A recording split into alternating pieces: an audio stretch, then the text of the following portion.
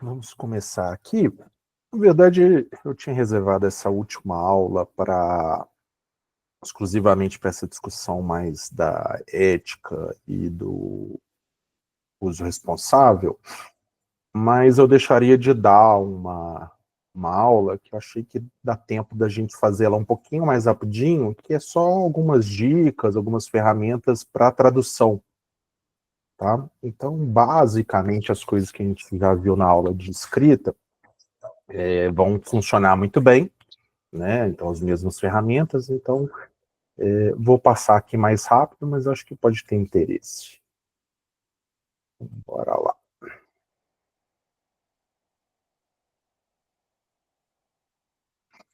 Então, rapidinho aqui, ferramentas para tradução, que também as pessoas até me pedem com alguma frequência. Né, eu acho que no nosso caso, né, quando eu fiz a primeira versão dessa aula, era para administração pública, né? Mas acho que vale a mesma coisa, né? O cuidado maior é com nuances conceituais, terminologia técnica, né? E coisas que às vezes são muito específicas de uma cultura que não tem exatamente uma tradução direta para outra, né? Então, é importante só a gente lembrar que praticamente todos os modelos de linguagem são multilingüe, né? Realmente são treinadas em diversas línguas, mas são muito melhor treinadas em inglês, até porque há muito mais sites, há muito mais materiais na internet em inglês do que outras línguas. A única vantagem disso é que justamente a tradução para o inglês é melhor, né? Então, é de fato uma possibilidade, né? Então, aqui não quero dizer que não vamos ter mais tradutores humanos, né? Mas me parece que tem alguns momentos em que isso pode ser útil, né? Então, eu gosto de dar o exemplo quando, por exemplo, você, por exemplo, pagou um tradutor humano, fez uma boa revisão, mandou para a revista. Muitas vezes você vai ter 2, 3 rodadas né, de correções e às vezes você não tem justamente orçamento para tantas correções, é aí que justamente aí pode ajudar, só a título de exemplos, né? Então, trazendo aqui do basicão, né, Google Tradutor, realmente a qualidade dele hoje em dia já é muito baixa. A única grande vantagem é que ele está ele está bastante acessível, né? Você pode subir um documento inteiro e mesmo sem pagar, ele vai traduzir rapidinho para você. Lembrando que isso também está no Google Docs, né? Então, se você tiver com um documento no Google Docs aberto, você pode clicar nessa ferramenta aqui de traduzir documento e ele vai gerar uma outra versão, né, no Google Docs com a tradução. Então, só para lembrar que existe essa ferramenta, né? Isso aqui certamente ninguém na face da Terra já usou, né? Que é o Bing Tradutor. Mas eu estou mostrando que ele existe porque dentro do Office 365, também tem essa opção. Então, quando você vai na ferramenta revisão, tem esse íconezinho aqui de tradução. Então, você pode também traduzir o documento inteiro ou uma seleção, se você quiser, e aí em poucos segundos ele já gera uma nova versão no Word daquele documento traduzido. Tá? E aí, tanto dentro do Word quanto do Google Docs, né, você pode baixar aquelas diversas extensões que a gente mencionou. Então, aqui, por exemplo, tem a do Qbolt, que você baixa para o Word. Essas duas você baixa para o Word, Paperpal, Qbolt, e aí elas vão estar ali disponíveis e tem ali dentro uma ferramenta de tradução, né? Então, vocês reparam que no caso do Paperpal, ele abre uma nova aba aqui, né, dentro do Word, e o Qbolt abre uma coluna lateral, igual quando você está mexendo naquele editor, naquele corretor gramatical, ele abre ali, e nele também tem uma ferramenta de tradução. Esses aqui já traduzem numa pegada mais de LLMs, né? Então, muito provavelmente usando o ChatGPT, certo? O Google Tradutor, o Bing e afins são outras técnicas, não são LLMs.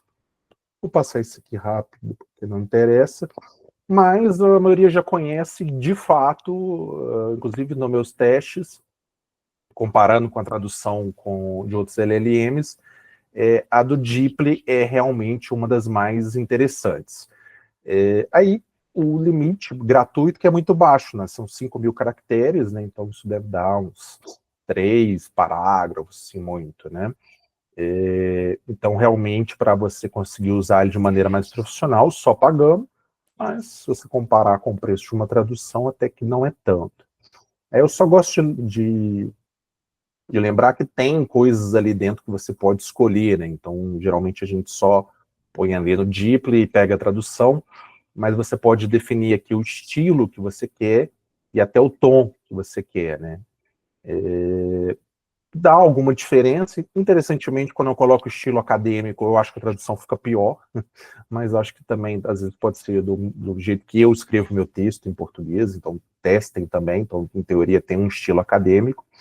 E o tom, geralmente, eu não mexo, porque eu acho que já não necessita. Não vou apresentar isso. E semana passada, né, na aula das ferramentas de escrita, né, eu mostrei algumas, como o TextCortex, como o do SciSpace, né, então eu fiquei mostrando como é que eles têm ferramentas para corrigir, para melhorar né, o texto como um todo, até para simplificar, ampliar, diminuir, né, o tamanho, aumentar o tamanho, trocar o tom, e elas também têm a ferramenta de tradução. Então, é outro lugar que vocês podem tentar. Geralmente, essas também já rodam em cima do GPT. E aí, é aquilo que a gente já falou, por trás disso teria os prompts dos criadores dessas ferramentas, que em teoria são prompts já testados, já que funcionam relativamente bem. Então, às vezes, pode até funcionar melhor você usando direto de uma ferramenta dessa, do que, por exemplo, você pedindo diretamente ao ChatGPT para traduzir. Então, recomendo tentar. Então, a maioria daquelas que eu mostrei, que se acoplam ao navegador, ou esses sites já aí têm essa ferramenta de traduzir.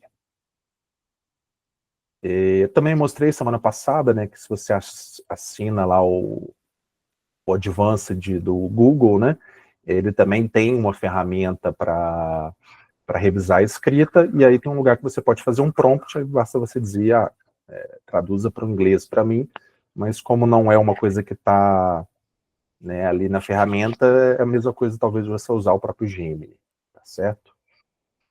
Ok.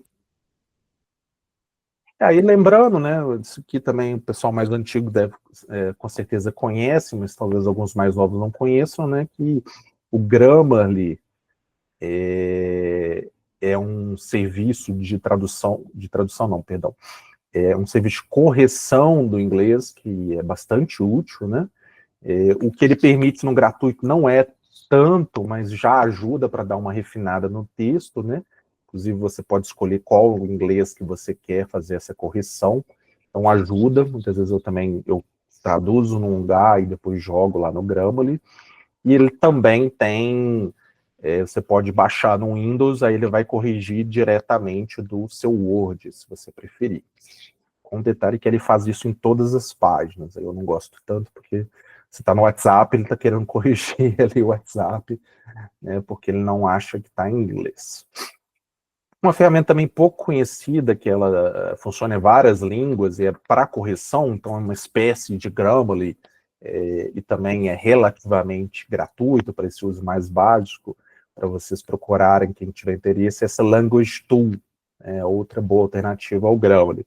É aquilo, se você não quiser pagar, no fundo você vai pegando um bocadinho de cada uma, né, e vai jogando e ver o que que dá. Então aqui uma coisa mais geral, né, para a gente tomar cuidado, como eu falei, termos que às vezes não têm uma equivalência tão direta, como quilombo, cadastro único, povos ribeirinhos, termos de ajustamento de conduta, para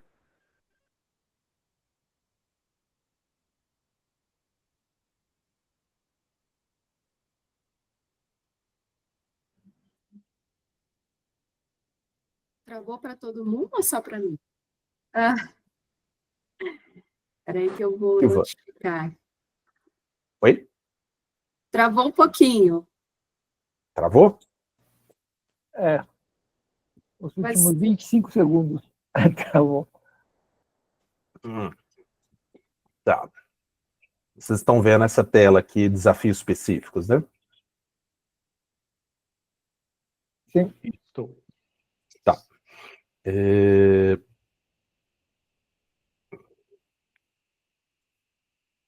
Então, algumas coisas para a gente observar nessas traduções. Se travar de novo, vocês me avisam, eu vou ter que voltar para aquele esquema lá da sala. Eu já descobri que o problema é que à noite, acho que mais pessoas ficam no prédio, a internet fica pior. Mas, então, o cuidado, né, principalmente quando a gente está fazendo essas traduções automáticas, que aí, geralmente os tradutores humanos têm bastante cuidado com isso, são os termos que às vezes não têm uma equivalência direta, como quilombo, cadastro único, termo de ajustamento de conduta pelo Ministério Público, algo assim, né? E que no português, no linguajar acadêmico, a gente usa no português frases mais longas e subordinadas, né? E muitas vezes voz mais passiva, né? Porque tem aquela coisa de você não colocar em primeira pessoa, né?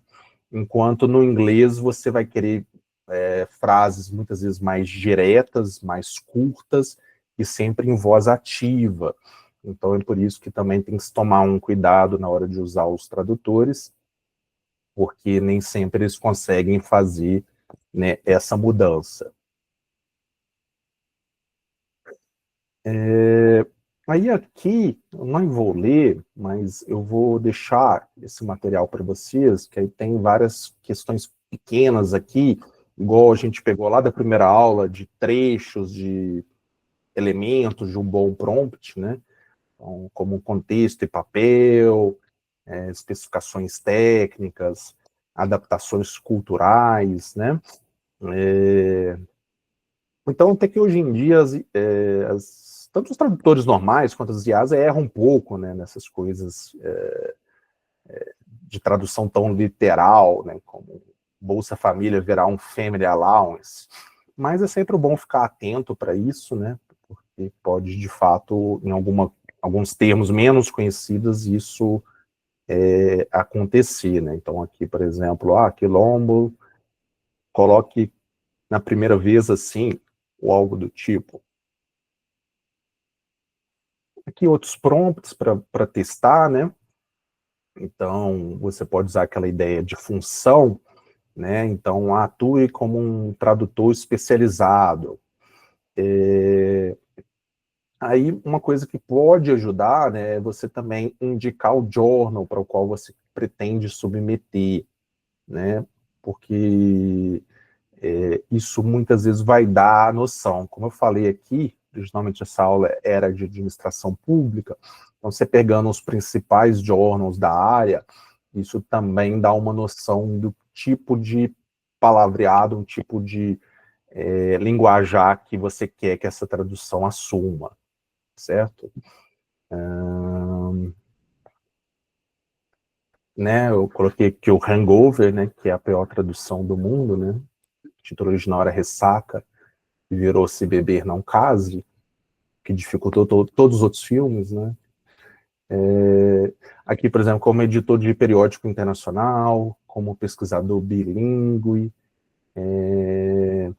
Aqui, por exemplo, dicas do tipo converta as referências, leis normativas em discussões que sejam funcionais e compreensivas para o público acadêmico internacional, né? Então, provavelmente, não estiver tratando de políticas públicas em aspectos mais técnicos, né? Isso aqui esse tipo de prompt pode ajudar a fazer traduções melhores.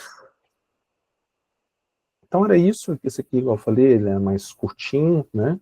Então, basicamente, usar, né,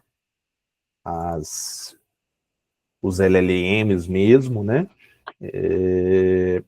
E aí é um cuidado maior com o prompt ou aquelas ferramentas de escrita que eu já tinha mencionado, né? Então tem algumas que são mais especializadas em inglês, como o Paperpol. Então, por exemplo, o Paperpol é uma ferramenta específica para para correção, geração e correção de texto em inglês, né? Então, você consegue até usar algumas coisas para português, mas ela é feita para inglês. Então, pegando uma ferramenta desse tipo, também é uma boa. Faz tempo que eu não traduzo, mas há mais tempo, eu lembro que eu gostava muito mais da tradução do Claude do que a do ChatGPT, tá certo? Mas aí as coisas já mudaram bastante, o Gemini hoje em dia tá bom, então é um pouco daquela que você assina e a minha dica, só para terminar, é se você vai de fato traduzir o artigo inteiro, não tem dinheiro para pagar, sou estudante de doutorado, qualquer coisa desse tipo, faça de pouco em pouco. Nunca peça coisas muito grandes, né? Então eu sugiro fazer no máximo de página em página, né? E claro, a mesma coisa do texto, né? Não use isso diretamente, corrija, veja. O problema é que quando tem a tradução, o nosso padrão acaba sendo de, como eu não falo tão bem inglês, você só assume que aquilo ali está correto.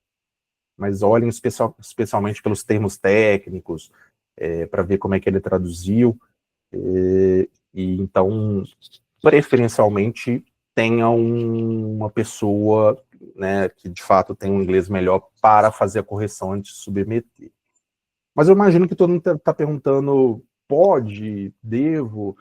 Eu imagino que não tem, assim, as proibições raramente tocam na tradução. E como os próprios gringos devem estar usando muito para a correção dos textos, eu acho que não é tão problemático. Mas lembrando, um texto corrigido por IA, um texto traduzido por IA, ele passa a carregar as marcas da IA e cai mais fácil nos detectores, certo? Então tenho sempre isso em vista, e aquilo que eu vou falar agora da transparência. Então vamos começar de fato a nossa aula aqui sobre... Rafael, só uma dúvida. Sim. Você mencionou que não era bom submeter textos muito longos. Por quê? Na minha lógica seria contraintuitivo, porque a inteligência artificial tem um texto maior que permite, de alguma forma, perceber o padrão do texto, ele não consegue fazer uma melhor tradução? Ou o que acontece se o texto for maior de 3 páginas, 4 páginas? Então, Adriano, isso é meio daquela coisa de justamente a gente não entender muito bem o que acontece ali. Mas o que é, assim, conversando com muitas pessoas lá, em algum momento, quando você pede tarefas longas, por motivos que não são muito claros, ele começa a alucinar mais e errar mais. Então, provavelmente, se na primeira você, 3 páginas, pede para ele traduzir, ele provavelmente vai fazer um bom trabalho. Mas se você pede, assim, traduz essas 10, ele vai traduzir muito bem até a 4ª ou 5ª, e da partir dali ele vai fazer um bromation, e vai ter bastante alucinação. Uma possibilidade que é próxima disso, por exemplo, vocês podem tentar, vocês sobem o texto como anexo, porque aí ele vai ter esse contexto, como você falou. E aí você vai pedindo para ele traduzir, por exemplo, página a página, ou algo assim. Igual eu falei, aqui eu também estou um pouco na suposição que eu ainda não traduzi textos inteiros, mas eu precisei uma vez de traduzir como se fosse um resumo expandido, e não gostei mesmo do resultado quando eu pedi tudo de uma vez. Aí quando eu fiz página por página, ficou bem bom. Mas aí é um pouco de teste também de cada um. Via de regra, Adri, sempre que eu peço para ele fazer, sempre que eu peço para IA fazer qualquer coisa de pouco em pouco, eu tendo a achar o resultado melhor do que quando é muito de uma vez. Né? Tipo, analise isso, faz uma boa análise. Resuma este artigo, ele faz um bom resumo. Aí você coloca lá 5 artigos, resuma esses 5, ele samba ali no meio. Mas é, de fato, uma coisa para vocês testarem aí, porque eu nunca usei mais profissional.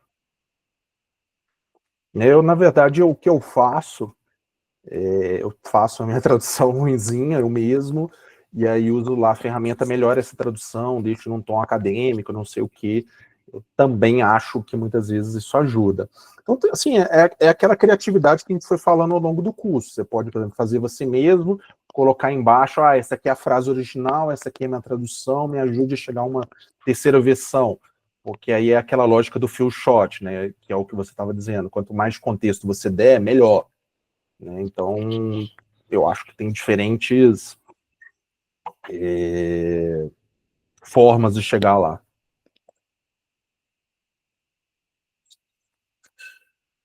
Tá? E aí é a gente compartilhar boas práticas entre nós. Né? Como eu falei, né, mas aí eu testei o ChatGPT 4 contra o Claude. E aí o Claude era bem melhor. Né? Mas hoje, o Claude, no geral, é o que eu acho que é melhor para escrita. Né? Mas eu tenho feito alguns trabalhos nesse último Gemini, o 2.5 Pro, e tem sido bem bom. Então, é outro que eu recomendaria para testarem. Mas eu faria nisso, numa pegada meio de página por página, no máximo.